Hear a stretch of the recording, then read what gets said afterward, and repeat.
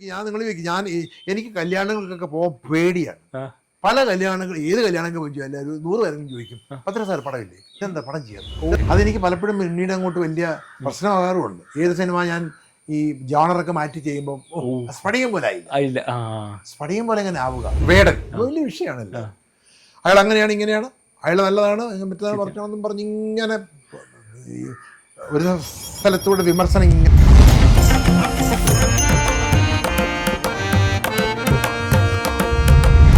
ഇന്നലെ പിരിഞ്ഞാന്ന് പറ്റി യാദൃച്ഛികമായിട്ട് മോഹൻലാലിൻ്റെ അമ്മ എനിക്കും വളരെ ക്ലോസ് ആയിരുന്നു. അമ്മ ഇങ്ങനെ പറഞ്ഞു കേട്ടു, അയ്യോ ലാല് ഈ കുട്ടിക്കാലത്ത് കാണിക്കുന്നതൊക്കെ തന്നെ ആ സിനിമയിലും കാണിച്ചുകൊണ്ടിരുന്നത്. സന്തോഷപ്പെടും, കുത്തി മറിയുക, എടുത്തിയാടുക. പിന്നെ പോകെ കുറച്ചൊക്കെ നേരം മെച്ചുവറായി ഒരു പക്ഷേ അത് പ്രായമായിരിക്കാം. അമ്മ പറയുന്നത് ഞാൻ യാദൃശ്യമായിട്ട് കണ്ടതല്ലേ പറയാം. അപ്പം മോഹൻലാൽ എൻ്റെ സിനിമയിൽ അഭിനയിക്കും തന്നെ അയാളുടെ ഒരു രീതിയും സമ്പ്രദായമൊക്കെ കാണുമ്പോൾ ഒരു ആക്ടർക്ക് വേണ്ടുന്ന എല്ലായാക്കുണ്ട്. ഇപ്പം നമ്മൾ കാണുന്ന ഇപ്പം മലയാള സിനിമയിൽ നമ്മൾ സ്ഥിരം നമ്മൾ കാണുന്ന നടന്മാരുടെ അഭിനയം മാത്രമല്ലോ നമ്മൾ കണ്ടിരിക്കുക. ഓക്കെ, നമ്മൾ ആ സമയത്തും ലോകത്തുള്ള സർവ്വ നടന്മാരുടെയും വലിയ അറിയപ്പെടുന്ന എല്ലാ നടന്മാരുടെയും സിനിമകൾ ഒരു വട്ടമല്ല എത്രയോ പ്രാവശ്യം റീവൈൻഡ് ചെയ്ത് കാണുകയും ലോക സിനിമയിൽ തന്നെ കഥാപാത്രങ്ങള് വലിയ നടന്മാരൊക്കെ എങ്ങനെയാണത് അത് എക്സിക്യൂട്ട് ചെയ്തിരിക്കുന്നുള്ള എൻ്റെ രൂപരേഖ എൻ്റെ മനസ്സിലുണ്ടല്ലോ. തീർച്ചയായിട്ടും. അപ്പൊ അതെല്ലാം വെച്ചാണല്ലോ ഞാൻ എൻ്റെ ആദ്യ പടം ഡയറക്റ്റ് ചെയ്യുമ്പോൾ പോലും ഇങ്ങനെ ഫെസ്റ്റിവലിലൊക്കെ പോയി നല്ല സിനിമകൾ കാണുകയൊക്കെ ചെയ്തിട്ട് ആ ഒരു ലുക്കിംഗ് ആംഗിളിലാണ് ഞാൻ ലാലിനെ കാണുക. ഏത് മോഹങ്ങൾ പൂണിഞ്ഞൂലെ ലാലിനെ കാണുക. എനിക്ക് അന്നേ അറിയാം. ഞാൻ എൻ്റെ ഗുരുനാഥനോട് അരിയ സാറിനോട് ഞാൻ പറഞ്ഞു, സാറേ ഇങ്ങനെ ഒരു ലാല് എല്ലാം മിടുക്കനാവും, എല്ലാം മുട്ടക്കനാന്ന് പറയും, ഒരു കറക്ഷൻ്റെ ആവശ്യമില്ലെന്ന് പറയും. നമ്മളൊരു സാധനം പറഞ്ഞു കൊടുത്താൽ ഇങ്ങോട്ട് തരുന്ന അതിൻ്റെ 10 മടങ്ങിലാണ് എല്ലാം. അന്ന് ചെറിയ വേഷം ചെയ്തിട്ടുള്ള ലാലിനെ കുറിച്ച് ഞാൻ എൻ്റെ ഗുരുനാഥനായ അരിയ സാറിനോട് പറഞ്ഞ കാര്യമാണ് ഈ പറഞ്ഞത്. അപ്പോൾ ആ കാലഘട്ടത്തിലെ നോട്ടീസ് ചെയ്ത് വെച്ചതാണല്ലേ? പിന്നെ തീർച്ചയായിട്ടും ചില ആൾക്കാരെ നമ്മൾ കാണുമ്പോൾ അറിയുമല്ലോ. തീർച്ചയായിട്ടും. ചില കുട്ടികൾ നമ്മൾ കുട്ടിക്കാലത്ത് പാട്ട് പാടുന്നു. അപ്പോൾ പാട്ട് പാടുമ്പോൾ നമുക്ക് നല്ലൊരു ഭാവിയുണ്ട്, പിന്നെ സംഗീതം പഠിപ്പിച്ചാൽ എങ്ങനെ ഉണ്ടാവും എന്ന് തോന്നുന്ന പോലെ തന്നെ. അപ്പോൾ അതുപോലെ തന്നെ ഒരു ക്ലാസ്സിൽ പറഞ്ഞു വിടുമ്പോൾ അവനെല്ലാം എപ്പോഴും ഒന്ന് പറഞ്ഞു കൊടുത്താൽ മതി. ഇറ്റ്സ് വെരി വളരെ ക്യാച്ചിയാണ്. നമ്മൾ പറയില്ലേ കോപ്പി കാറ്റ് എന്നൊക്കെ പറയും. പെട്ടെന്ന് ഗ്രാസ്പ് ചെയ്യുന്നൊരു പവറുള്ള ചെറുക്കനാണ്. അപ്പോൾ ഭയങ്കര പഠിത്തത്തിൽ ഭയങ്കര മിടുക്കനാകും എന്ന് നമുക്കൊരു അസസ്മെന്റ് അവനൊന്നും ആകുന്നതിന് മുമ്പേ ഉണ്ടാകുന്ന പോലെ തന്നെ. ഞാൻ ലാലുവായിട്ട് ഇത്രയും വർഷത്തിനിടയ്ക്ക് അങ്ങനെ വാരിക്കൊരു ഒത്തിരി സിനിമയൊന്നും ചെയ്തിട്ടില്ലെങ്കിലും ആ ചെയ്യുന്ന സിനിമകളൊക്കെ സൂക്ഷ്മതയോടെ തന്നെ നല്ല സിനിമ ആയിരിക്കണം എന്നുള്ള ചിന്തയിലും എനിക്കങ്ങനെ വാരിക്കൊരു സിനിമ ചെയ്യാൻ അറിയുകയില്ല. അത് വേറൊരു ആർട്ടാണ് കേട്ടോ. ഇങ്ങനെ വാരിക്കൊരു സിനിമ ചെയ്യാൻ പറ്റുക എന്ന് പറയുന്നത് ആയിരുന്നു. ഇതെനിക്ക് ചിന്തിക്കുമ്പോൾ ഒരു രക്ഷയില്ല. എൻ്റെ ഫിലമെൻ്റ് ഔട്ടായി ഇതെങ്ങനെ എങ്ങനെ പറ്റും?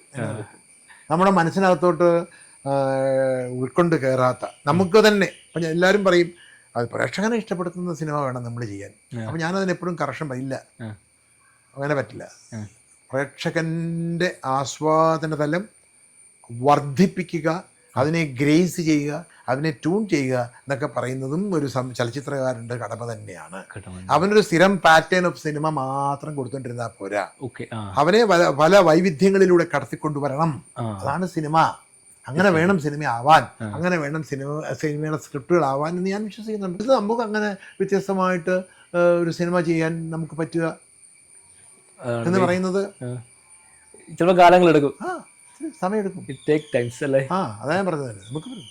അപ്പോൾ ഞാൻ എൻ്റെ കാലഘട്ടത്തിൽ എന്നോടൊപ്പം വളർന്ന ഒട്ടനവധി സംവിധായകന്മാരില്ലേ, എത്രയോ സംവിധായകന്മാർ, അവരുടെയൊക്കെ നമ്പർ ഓഫ് സിനിമ വെച്ച് നോക്കുമ്പോൾ ഞാൻ എത്ര താഴെയാണ് നിൽക്കുന്നത്. പക്ഷേ എന്നെ അത്ര താഴെ നിൽക്കുന്നതുകൊണ്ട് എന്നെ ആരും എന്നെ കുറച്ച് കാണുന്നില്ല. അത് നമ്മുടെ ഒരു ഭാഗ്യമല്ലേ, നമ്മുടെ അല്ലേ.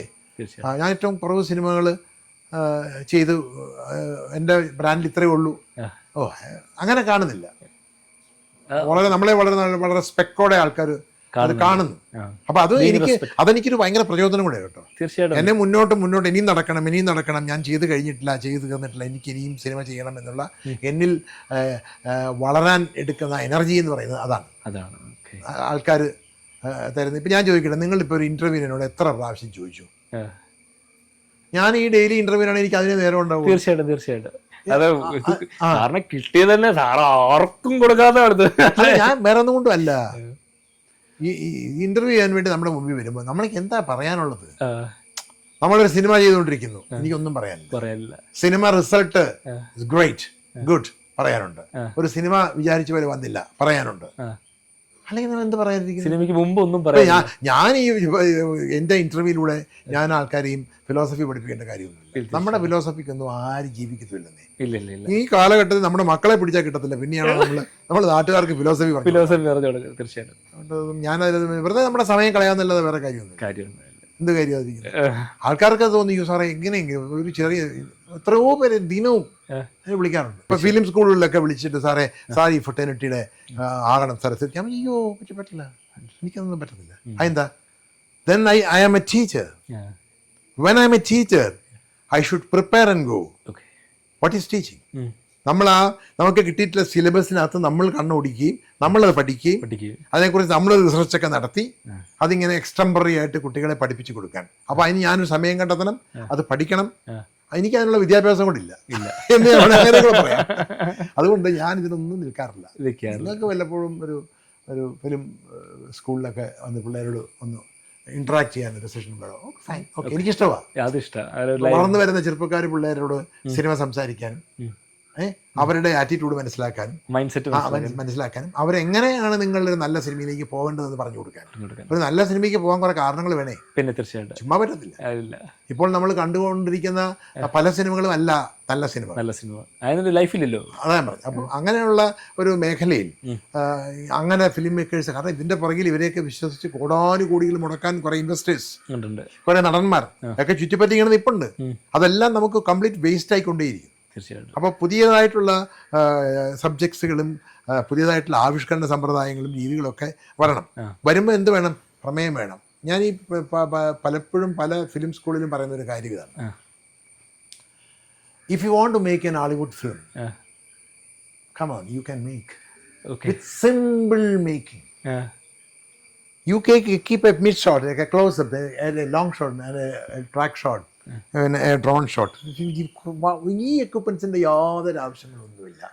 ഓക്കെ, അപ്പം ഞാനിതൊക്കെ ഉപയോഗിക്കുന്നില്ലേ, അത് ദാറ്റ്സ് എ ഡിഫറെന്റ് ഇഷ്യൂ. ഞാൻ അതിലേക്കാണ് പറഞ്ഞു വരുന്നത്. നിങ്ങൾ കാണണം, നിങ്ങൾക്ക് നല്ലൊരു ഹോളിവുഡ് സിനിമ ചെയ്യാൻ ഇതൊന്നും അല്ല ആവശ്യം. And an Hollywood film has to happen in a paper. ഒരു പേപ്പറിനകത്ത് ഈ സിനിമയുടെ കണ്ടന്റ് കൃത്യമായി ഓറിയന്റഡ് ആയി അവിടെ വരണം. ആ വന്നതിനെ നിങ്ങൾ വളരെ സിമ്പിൾ ഷോട്ടുകളിലൂടെ നിങ്ങൾ അത് ആവിഷ്കരിച്ചു. എന്നിട്ട് നിങ്ങൾ ബെസ്റ്റ് സൗണ്ടിങ് കൊടുക്കുക, ആൻ എക്സലന്റ് ബാക്ക്ഗ്രൗണ്ട് സ്കോർ കൊടുക്കുക. It will become an international film. സ്ക്രിപ്റ്റിന് അത്ര ഇമ്പോർട്ടൻസ് ഉണ്ടല്ലോ. സ്ക്രിപ്റ്റ് അത്ര ഇമ്പോർട്ടൻസ് ഉണ്ട് ഇല്ലേ?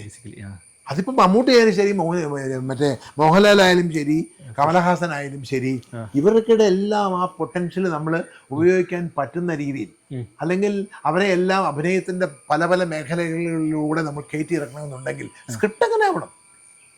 ആ സ്ക്രിപ്റ്റിലൂടെ വേണം അവരെ യാത്ര ചെയ്യിപ്പിക്കാൻ വേണ്ടി. ഞാനിങ്ങനെ പറഞ്ഞു കേട്ടിട്ടുണ്ട്. മീൻസ് ഇതൊക്കെ പറഞ്ഞത് സാറിൻ്റെ സ്ക്രിപ്റ്റ്, ഇപ്പം സാർ സ്ക്രിപ്റ്റ് എഴുതുവാണെങ്കിൽ അതിനകത്ത് എല്ലാ സാധനവും ഉണ്ട്. Means how and should be executed, like A to Z കാര്യങ്ങൾ, സീൻ എല്ലാം അതിൻ്റെ ലെഫ്റ്റിൽ എല്ലാവിധ കാര്യങ്ങളും, ഒരു ആക്ട് ചെയ്യേണ്ട എങ്ങനെയാണെന്നുള്ള എല്ലാ കാര്യങ്ങളും ഉണ്ടാവണം. അപ്പം നാളെ ഞാൻ എക്സിക്യൂട്ട് ചെയ്യുന്ന സമയത്ത് ഇത് എക്സിക്യൂട്ട് ചെയ്യാൻ എന്നെ അസിസ്റ്റ് ചെയ്യുന്ന ഒരു പറ്റം ആൾക്കാരുണ്ട്. അവർക്കൊന്നും മിസ് ചെയ്യാൻ പാടില്ല, ഒന്നും മിസ്സാകാൻ പാടില്ല. ഞാൻ സ്ഫടികം ഷൂട്ട് ചെയ്യുന്ന സമയത്ത് ആദ്യമായി ആൾക്കാരുടെ തിക്കും തിരക്കിനിടയിൽ കൂടെ ആദ്യമായി ഈ മരിച്ചു കിടക്കുന്ന ചാക്കോ മാഷിനെ കാണുന്ന മകൻ്റെ ദൃഷ്ടിയിൽ തൻ്റെ മുഖത്തൂടെ അരിച്ചരിച്ച് മൂക്കിലൂടെ ഇങ്ങനെ കയറി ഇറങ്ങുന്ന ഉറുമ്പ് എഴുതി വെച്ചിട്ടുണ്ട്. അത് ആ സമയത്ത് പിള്ളേർ ഇത് കണ്ടില്ല. അപ്പോൾ ഞാൻ ചോദിക്കും, നിങ്ങൾ ഈ ലെഫ്റ്റ് എഡ്ജിനകത്ത് ആർട്ട് ഡയറക്ടറെ വിളിച്ച് എല്ലാവരും ടാസ്ക് ചെയ്തു, ഇതൊക്കെ ഉണ്ടായിരുന്നല്ലോ, ഇതോടെ ഇല്ല.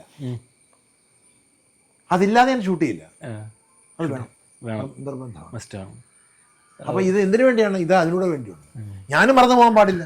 ശരി, നമ്മളും കുറച്ച് കഴിയുമ്പോൾ അത് ചിലപ്പോൾ മറന്നു പോകാം. ഞാൻ ലിസൺ, എൻ്റെ കാര്യത്തിനകത്ത് എനിക്ക് ആരും സ്ക്രിപ്റ്റ് എഴുതി തന്നിട്ടില്ല. ഞാനൊരു കഥ കണ്ടെത്തി, അത് ശരിയാണോ, ഇത് കൊള്ളാവോ, ഇത് ആൾക്കാരിൽ ഒരു ഇമ്പ്രഷൻ ഉണ്ടാക്കുമോ എന്ന് ഞാൻ 1000 പേരോട് പറഞ്ഞു നോക്കും, ഷോർട്ടായിട്ട് പറഞ്ഞു നോക്കും. പിന്നെയാണ് നമ്മൾ എഴുത്തിലേക്കൊക്കെ പോവുക. നമ്മൾ തന്നെ ഇതിൻ്റെ ഒരു ചെറിയൊരു മിനിയേച്ചർ ഫോർമാറ്റ് ഉണ്ടാക്കി വെച്ചാൽ ചുമ്മാ അവിടെ ഇവിടെയൊക്കെ നമ്മളിങ്ങനെ പറഞ്ഞു നോക്കും. സിനിമയായിട്ട് യാതൊരു ബന്ധമില്ലാത്തവരുടെ ചേട്ടാ കൊള്ളാമല്ലോ, ആ തോട്ട് കൊള്ളാം കേട്ടോ, വ്യത്യാസം. എന്നൊക്കെ നമുക്കൊരു ഒരു ഫീഡ്ബാക്ക് ഇങ്ങോട്ട് കിട്ടിക്കഴിയുമ്പോഴാണ് എന്നാ കൊള്ളാം, ഇമ്പ്രവൈസ് ചെയ്ത് എന്നാ പതുക്കെ ഒന്ന് ഒരു എഴുത്തിലേക്ക് ഇരുന്ന് കളയാം. അതങ്ങനെ ഒറ്റയടിക്ക് അങ്ങനെ ഒന്നും എഴുതി തീർക്കാനൊക്കെ ഞാൻ നേരത്തെ പറഞ്ഞില്ല, അത് ഇവോൾവ് ചെയ്ത് അങ്ങനെ ഉണ്ടാവേണ്ട ഒരു സാധനമാണ്. ഒരു കുഞ്ഞ് ജനിക്കുമ്പോൾ എങ്ങനെയാണ് അത് മലന്ന് കിടക്കുകയുള്ളൂ, കുറെ കാലം കഴിഞ്ഞല്ലേ അത് കമന്ന് കിടക്കുള്ളൂ, കുറെ കാലം കഴിഞ്ഞ ശേഷം ഇത് നീന്തുള്ളൂ, കുറെ കാലം കഴിഞ്ഞല്ലേ പിന്നെ പിച്ച വെച്ച നടക്കുകയുള്ളൂ, കുറെ കാലം എത്ര വീഴ്ച വീണാൽ അവൻ മര്യാദയ്ക്ക് നടക്കുക അല്ലേ. അവനൊരു പൂർണ്ണ രൂപത്തിലേക്ക് ആകുന്ന ഒരു 20, 25, 30 വയസ്സാന്നൊക്കെ പറയുന്നതാണ് ഈ പറയുന്ന ഇവോൾവ്മെന്റ് എന്ന്. അതൊക്കെ തന്നെയാണ് സ്ക്രിപ്റ്റ് അങ്ങനെ ഇവോൾവ് ചെയ്ത് വരണം. അതിനെ ഒരു മച്ചുറൈസ് ചെയ്തല്ലേ. എത്രയോ സിനിമകൾ വേണേ ഞാൻ പറയാം, ഈവൻ ഹോളിവുഡിൽ നിന്ന് ഹാപ്പൻ ചെയ്തിരിക്കുന്ന എത്രയോ സിനിമകൾ എത്ര വർഷങ്ങൾ കൊണ്ടാണ് ജനറേറ്റ് ചെയ്തത് ഇല്ലേ. മനസ്സിലായി. ഇപ്പൊ ഈ ഗോഡ് ഫാദർ സിനിമയുടെ തിരക്കഥയാവാൻ എത്ര കാലം എടുത്തു. ശരിയാ. അതുകൊണ്ട് അതൊക്കെ ഇപ്പോഴും നമ്മുടെ മെമ്മറിയിൽ സൂക്ഷിക്കുന്ന ഒരു വട്ടം കഥാപാത്രങ്ങൾ അല്ലെ, ഒരു വട്ടം അല്ലേ. ഗോഡ് ഫാദർ എന്നൊക്കെ പറഞ്ഞ എന്തൊരു സിനിമയാണ് ശരിക്കും. നമ്മളെ ഇപ്പോഴും ഇനിയൊരു കാര്യം അറിയോ, ഞാൻ ഈ എൻ്റെ തിയേറ്ററിലൊക്കെ കാണുന്ന സിനിമകളെല്ലാം തന്നെ പഴയ സിനിമകളാണ്. പിന്നെ ഈ പുതിയ സിനിമകളായിട്ട് കാണുന്ന ഇപ്പോഴത്തെ ഈ ഹോളിവുഡിൽ നിന്ന് വരുന്ന സിനിമകൾ പോലും അപ്പോൾ അപൂർവം ഓസ്കാറിലൊക്കെ വന്നിട്ടുള്ള സിനിമകൾ പിൻ പോയിന്റ് ചെയ്ത് കാണാം, അത് ഓക്കെ. അല്ലാത്ത സിനിമകളൊക്കെ നമുക്ക് ഇത് എന്താ ഇത് നമുക്ക് തോന്നുന്ന എത്രയോ സിനിമകൾ അവിടെ ഇങ്ങനെയാ. ഈ 80% ചെസ് ക്രാപ്സ് ഒന്നുമില്ല. അതേസമയം പഴയ സിനിമകൾ നമുക്ക് എണ്ണിയാ തീരത്തില്ല.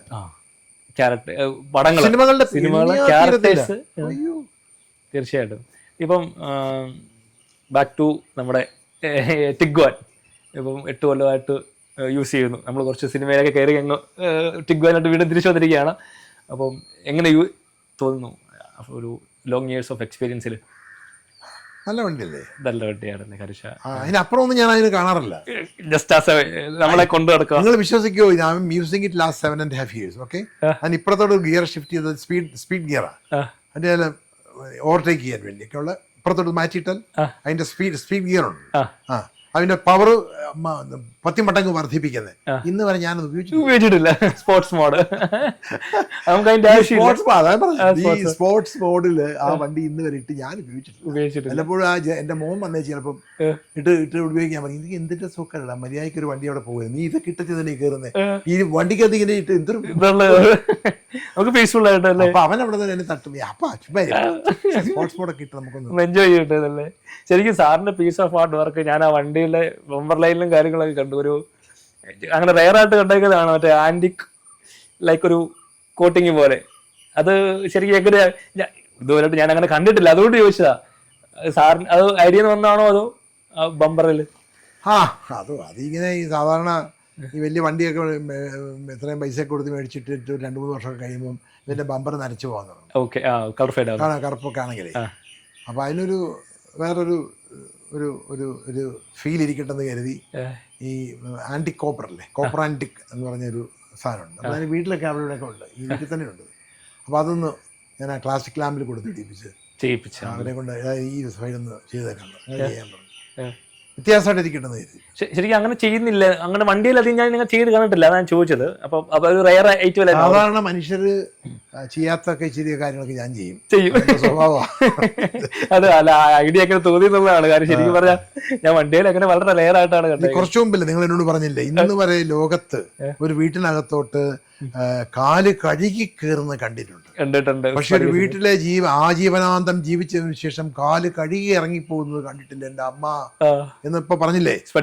ആരും കാണിക്കാത്തതല്ലേ കാണുന്നത്. തീർച്ചയായിട്ടും വളരെ ആ പിന്നെ അതേപോലെ തന്നെ സ്ഫടിക സിനിമയ്ക്കകത്ത് ഞാൻ നോട്ടീസ് ചെയ്ത് വരുന്നുണ്ട്, ഒരു മെയിൻ ക്യാരക്ടറാണ്, ക്യാരക്ടർ റോളാണ് ആ ലോറിക്ക്. കെയ്ക്ക് 57-33 മറ്റേ ചെകുത്താനായിട്ടും ഫ്രണ്ടായിട്ടും റൊമാൻസ് ഹാപ്പിയില് എല്ലാ സിറ്റുവേഷനിലും ഒരു മേജർ ആ വണ്ടി കുറച്ചുകൂടെ ഇങ്ങനെ വേണം കാണാം.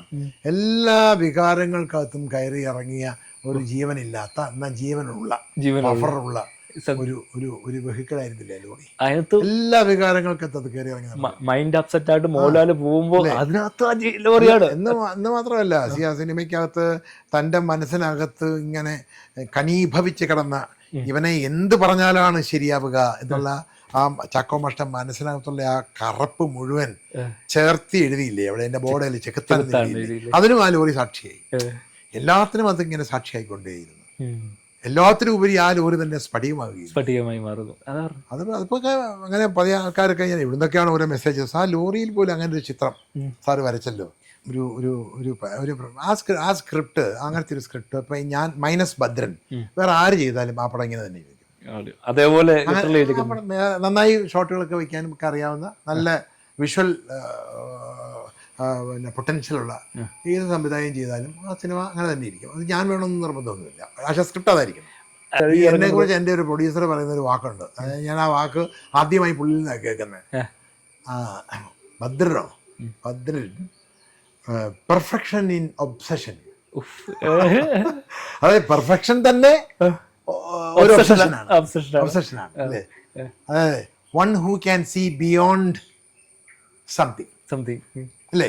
നീ കാണുന്ന അല്ലെങ്കിൽ ഒരാൾ കാണുന്ന അവൻ്റെ കാഴ്ചപ്പാടിലുള്ള ഇൻഫിനിറ്റ് ആയിരിക്കില്ല മറ്റൊരാൾ കാണുക.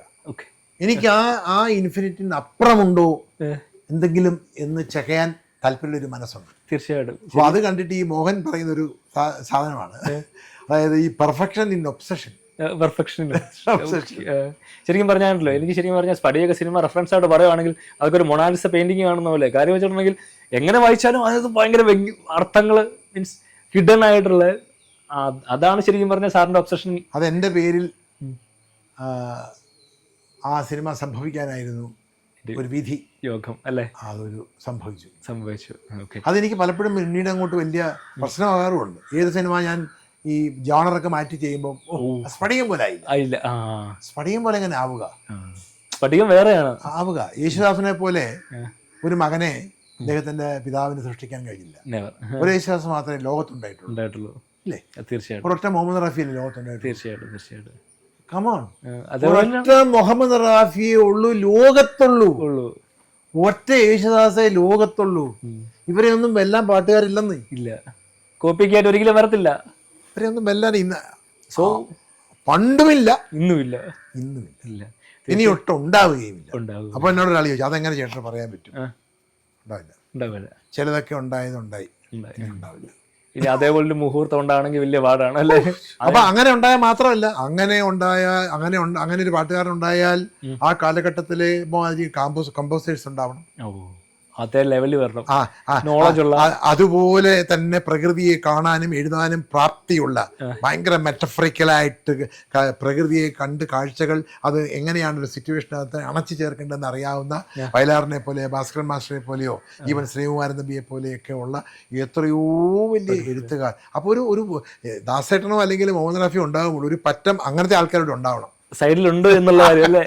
ഇതൊക്കെ ഉണ്ടായാലല്ലേ ഉണ്ടാവുള്ളൂ. തീർച്ചയായിട്ടും. ഇന്നൊക്കെ നമ്മൾ പാട്ടുകൾ, സത്യം പറഞ്ഞാൽ പാട്ടുകളില്ലാതെ ഒരു സിനിമ എനിക്ക് ചിന്തിക്കാൻ പോലും പാട്ടുകൾ എൻ്റെ ഒരു വിഷയമാണ്, എനിക്ക് ഭയങ്കര ഇഷ്ടമാണ്. പക്ഷെ പെട്ടെന്ന് ഈ കാലഘട്ടത്തിൽ ഓടിക്കൊണ്ടിരിക്കുന്ന അല്ലെങ്കിൽ ഹിറ്റാകുന്ന പാട്ടുകളൊക്കെ കാണുമ്പോൾ വേണ്ട പാട്ട് ഒരു ആസ്വാദന ശൈലി പണ്ടുണ്ടായിരുന്നതല്ല ഇന്ന്.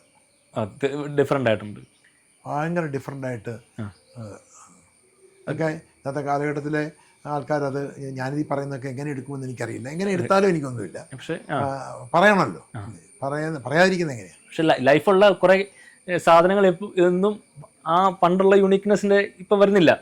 പല മൂവീസും നമുക്ക് റിപ്പീറ്റ് വാല്യൂ ഇല്ല. അവിടെയാണ് നമ്മുടെ ആ പണ്ടത്തെ ആ ഡെപ്ത് അല്ലെങ്കിൽ ആ ഒരു പൊട്ടൻഷ്യലേക്ക് കിടക്കുന്ന അവിടെയാണ്. തീർച്ചയായിട്ടും ഇപ്പം ന്യൂജൻ സിനിമകളിലോട്ട് വരുമ്പോൾ സാറിപ്പം മൂവീസ് ബാക്ക് ടു മൂവീസിലോട്ട് വരുമ്പോൾ അതൊരു ഇതാണോ? കാര്യം വെച്ചാൽ പണ്ടുള്ള ടെക്നോളജീസ് ഭയങ്കരമായിട്ടും ചേഞ്ചസ് ആയിട്ടുണ്ട്, ഡിജിറ്റലൈസ് ചെയ്തു എന്ന് വേണമെങ്കിൽ. പണ്ടൊക്കെ സാറൊക്കെ ഇനിഷ്യേറ്റീവ് എടുത്ത് കാര്യം ഒരു ഷോട്ട് എടുത്താൽ അതിനെ ഇന്ന് ഡിജിറ്റലി അവിടെ ഔട്ട്പുട്ടാണ്. അവിടെ നമുക്ക് കറക്ഷൻ ചെയ്യാം, ഫോക്കസ് ആണോ ഫോക്കസ് ഔട്ട് ആണോ, അല്ലെങ്കിൽ ലൈക്ക് അവിടെ ഒരു വിഷ്വൽ മീഡിയ ഉണ്ട്, സ്പോട്ട് എഡിറ്റിംഗ് ഉണ്ട്. വേറൊരു കാര്യം ചിന്തിക്കണം, ഇതൊന്നും കറക്റ്റ് ചെയ്യാൻ പറ്റാത്ത ഒരു പശ്ചാത്തലത്തിലോ കാലഘട്ടത്തിലോ ഒക്കെ സിനിമ പഠിച്ച് സിനിമ ചെയ്ത ആളാണ് ഞാൻ. ഓക്കെ, അപ്പൊ ആ കാലഘട്ടത്തില് ഒരു ഇറതും വരുത്താതെ ആ കാലഘട്ടത്തിലെ ക്യാമറമാന്മാരും ആ കാലഘട്ടത്തിലെ നടന്മാരും ഒക്കെ കൃത്യമായി ഇല്ലേ എക്സിക്യൂട്ട് ചെയ്യും. അത് കാരണം അന്ന് ഈ ഡയറക്ടറും ക്യാമറമാനും ആക്ടറും തമ്മിൽ ഭയങ്കര ഒരു 1 foot 2 foot ഇന്ററാക്ഷൻ എപ്പോഴും ഉണ്ടായിരുന്നു. 1 foot 2 foot or 1 meter അല്ലെ 2 meter 3 meter അകലെ ഒരു ഭയങ്കര ഒരു ക്ലോസ് പ്രോക്സിമിറ്റി, ഒരു ക്ലോസ് തലമുണ്ടായിരുന്നു. ഇന്നില്ല. ഇന്ന് പെട്ടിയുടെ പറയുന്നതെന്ന് വെച്ചാൽ സ്റ്റാർട്ട്. പക്ഷെ ആ പെട്ടിക്കകത്ത് ഒരു കുഴപ്പം എന്താണെന്ന് ചോദിച്ചാൽ ആ പെട്ടിക്കകത്ത് നമ്മൾ ചെറുതായിട്ടാണ് കാണുന്നത്. ഇത് അറ്റ് ലാർജ് എന്ന് പറയുന്ന ഒരു സാധനം ഉണ്ടല്ലോ, അത് നമ്മൾ സ്ക്രീനിലാണ് കാണാൻ പോകുന്നത്.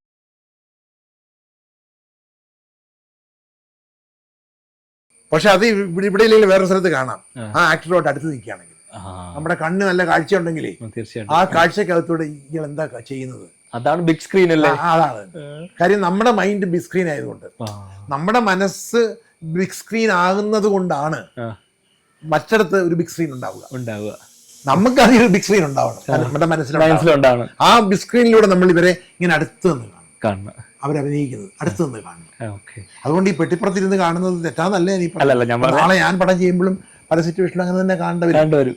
ടെക്നോളജിക്ക് അനുസൃതമായിട്ട് അപ്ഡേറ്റ് ചെയ്ത് അതിന് കൂടെ നിൽക്കുക. ഒപ്പം അതിന്റെ ഒരു മൈനസ് കൂടെ നമ്മൾ മനസ്സിലാക്കിയിരുന്നാൽ വളരെ സെൻസിറ്റീവ് ആയിട്ടുള്ള ഒരു എക്സ്പ്രഷനാണ് നമുക്ക് വേണ്ടതെങ്കിൽ ഞാനിത് ഡിപ്പെൻഡ് ചെയ്യത്തില്ല.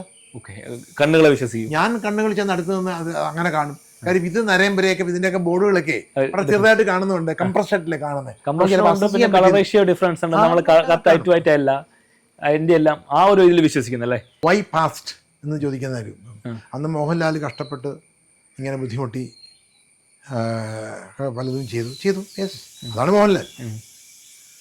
ഇന്നിപ്പോൾ ടെക്നോളജി വർദ്ധിച്ചപ്പോൾ അങ്ങനെയൊന്നും ചെയ്യേണ്ട ആവശ്യമില്ലല്ലോ എന്ന് പറയുന്നതും തികച്ചും ശരിയല്ല. ചില കാര്യങ്ങൾ ടെക്നോളജിക്കും ഒക്കെ മേലിൽ തന്നെ ആക്ടർ ചെയ്താലേ പറ്റൂ.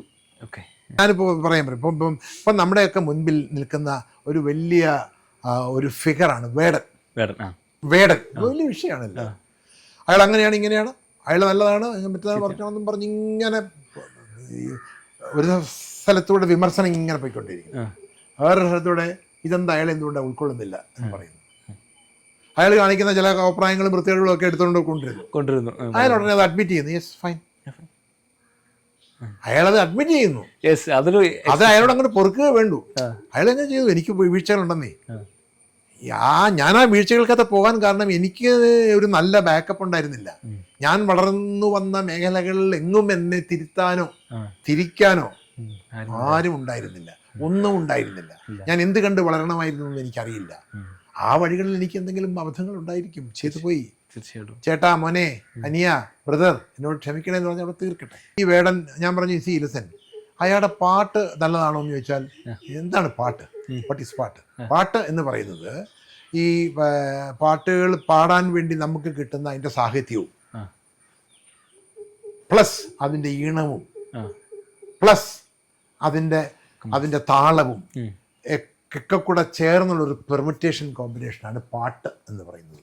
അതല്ലേ പാട്ട്? തീർച്ചയായിട്ടും. അപ്പം അദ്ദേഹത്തിൻ്റെ പാട്ട് എങ്ങനെയുണ്ട് എന്ന് ചോദിച്ചാൽ അദ്ദേഹത്തിൻ്റെ പാട്ടിൻ്റെ ഈണമല്ല, ഈണത്തേക്കാൾ അയാൾ അതിനകത്ത് ഉപയോഗിക്കുന്ന പദങ്ങൾ വാക്കുകൾക്കാണ് അതിൻ്റെ മൂർച്ച.